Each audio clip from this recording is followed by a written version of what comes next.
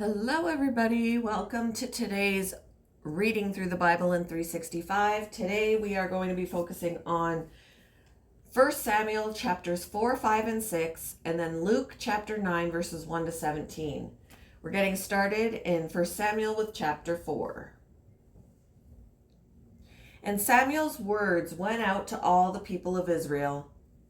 At that time, Israel was at war with the Philistines.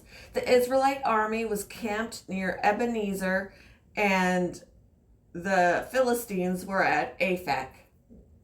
The Philistines attacked and defeated the army of Israel, killing 4,000 men. After the battle was over, the troops retreated to their camp, and the elders of Israel asked, "Why did the Lord allow us to be defeated by the Philistines?" Then they said, "Let's bring the Ark of the Covenant of the Lord from Shiloh. If we carry it into battle with us, it will save us from our enemies." So they sent men to Shiloh to bring the Ark of the Covenant of the Lord of Heaven's armies, who was enthroned between the cherubim. Hophni and Phinehas, the sons of Eli, were also there with the Ark of the Covenant of God. When all the Israelites saw the Ark of the Covenant of the Lord coming into the camp, their shout of joy was so loud it made the ground shake.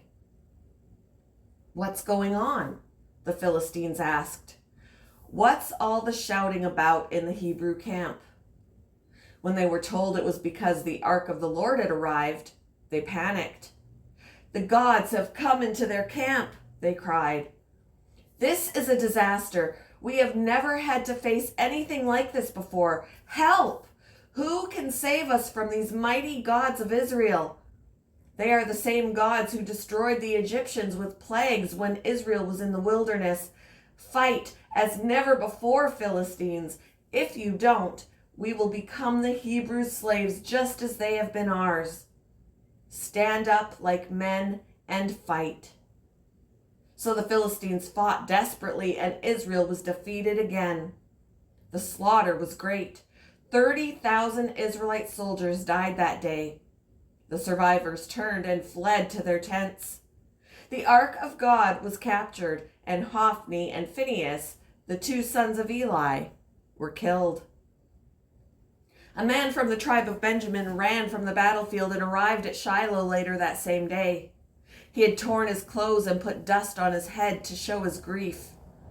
Eli was waiting beside the road to hear the news of the battle, for his heart trembled for the safety of the Ark of God. When the messenger arrived and told what had happened, an outcry resounded throughout the town. "What is all the noise about?" Eli asked. The messenger rushed over to Eli, who was 98 years old and blind.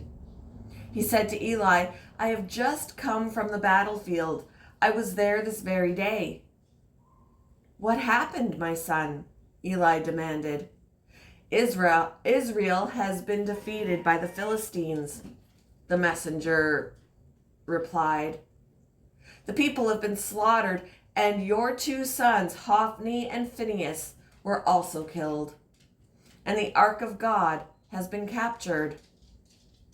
When the messenger mentioned what had happened to the Ark of God, Eli fell backward from his seat beside the gate. He broke his neck and died, for he was old and overweight. He had been Israel's judge for 40 years. Eli's daughter-in-law, the wife of Phinehas, was pregnant and near her time of delivery. When she heard that the Ark of God had been captured and that her father-in-law and husband were dead, she went into labor and gave birth. She died in childbirth, but before she passed away, the midwives tried to encourage her. "Don't be afraid," they said. "You have a baby boy." But she did not answer or pay attention to them. She named the child Ichabod, which means, "Where is the glory?" For she said, "Israel's glory is gone." She named him this because the Ark of God had been captured and because her father-in-law and husband were dead. Then she said, "The glory has departed from Israel, for the Ark of God has been captured. Chapter 5. After the Philistines captured the ark of God, they took it from the battleground at Ebenezer to the town of Ashdod. They carried the ark of God into the temple of Dagon and placed it beside the idol of Dagon. But when the citizens of Ashdod went to see it the next morning, Dagon had fallen with his face to the ground in front of the ark of the Lord. So they took Dagon and put him in his place again. But the next morning the same thing happened. Dagon had fallen face down before the ark of the Lord again. This time his head and hands had broken off and were lying in the doorway. Only the trunk of his body was left intact. That is why to this day neither the priests of Dagon nor anyone who enters the temple of Dagon in Ashdod will step on its threshold. Then the Lord's heavy hand struck the people of Ashdod and the nearby villages with a plague of tumors. When the people realized what was happening, they cried out, "We can't keep the ark of God. We can't keep the ark of the God of Israel here any longer. He is against us. We will all be destroyed along with Dagon, our God."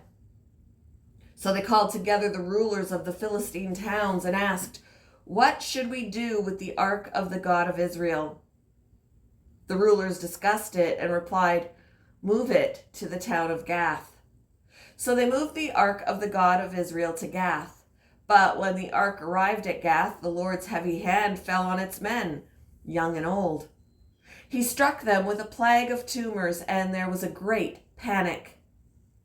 So they sent the ark of God to the town of Ekron, but when the people of Ekron saw it coming, they cried out, "They are bringing the ark of the God of Israel here to kill us too."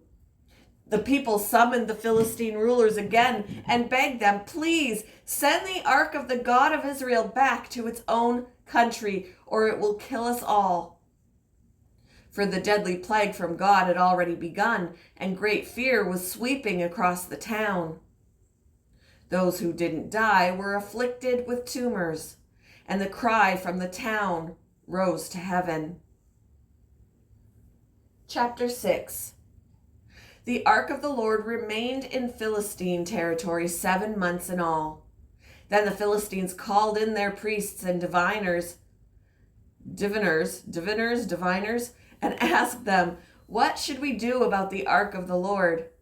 Tell us how to return it to its own country." "Send the ark of the God of Israel back with a gift," they were told.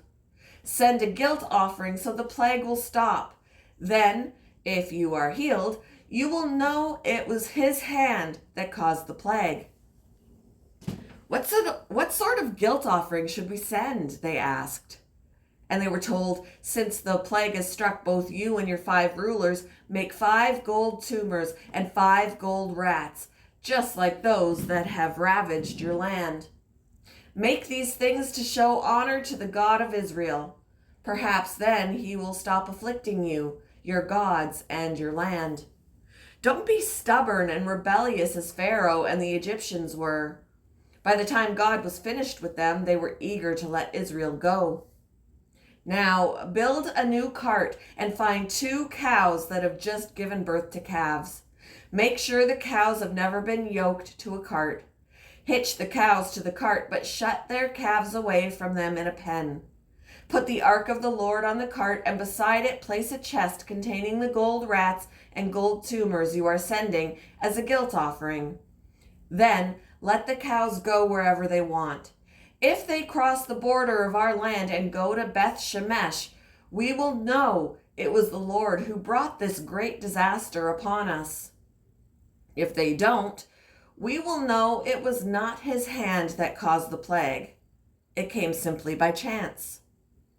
So these instructions were carried out.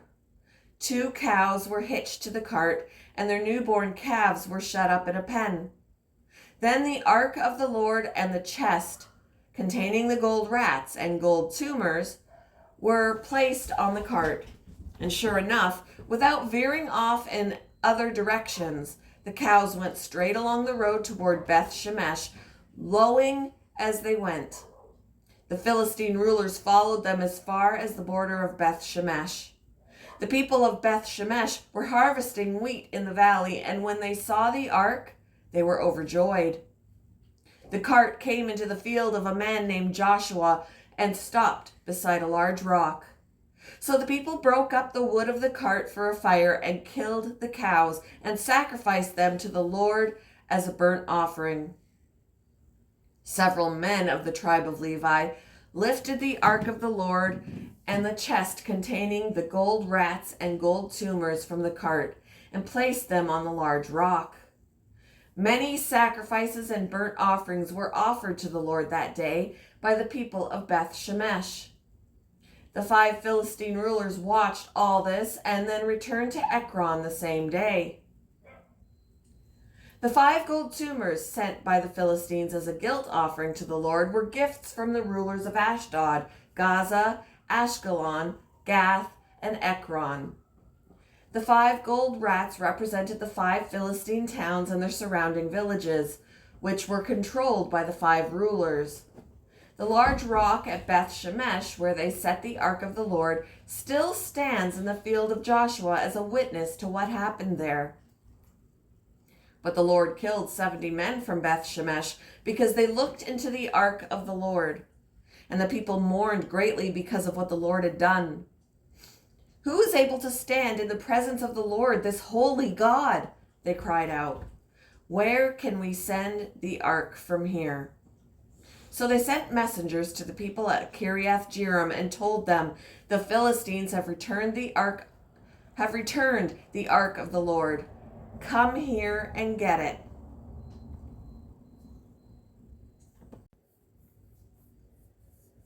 Moving on to Luke chapter 9, verses 1 to 17.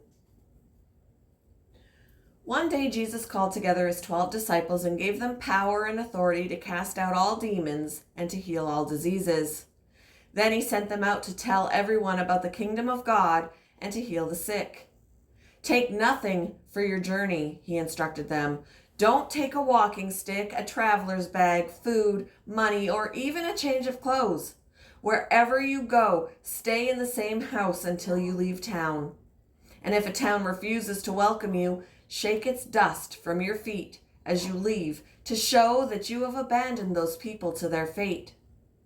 So they began their circuit of the villages, preaching the good news and healing the sick. When Herod Antipas, the ruler of Galilee, heard about everything Jesus was doing, he was puzzled. Some were saying that John the Baptist had been raised from the dead. Others thought Jesus was Elijah or one of the other prophets risen from the dead. "I beheaded John," Herod said. "So who is this man about whom I hear such stories?" And he kept trying to see him. When the apostles returned, they told Jesus everything they had done. Then he slipped quietly away with them toward the town of Bethsaida. But the crowds found out where he was going, and they followed him. He welcomed them and taught them about the kingdom of God, and he healed those who were sick. Late in the afternoon, the 12 disciples came to him and said, "Send the crowds away to the nearby villages and farms, so they can find food and lodging for the night. There is nothing to eat here in this remote place." But Jesus said, "You feed them." "But we only have 5 loaves of bread and 2 fish," they answered. "Or are you expecting us to go and buy enough food for this whole crowd?" For there were about 5,000 men there. Jesus replied, "Tell them to sit down in groups of about 50 each." So the people all sat down. Jesus took the 5 loaves and 2 fish, looked up toward heaven and blessed them. Then, breaking the loaves into pieces, he kept giving the bread and fish to the disciples so they could distribute it to the people. They all ate as much as they wanted, and afterward, the disciples picked up 12 baskets of leftovers. Thank you for joining me for today's reading through the Bible in 365. I hope you all have a wonderful Thursday, and I will see you in the next one, guys. Bye.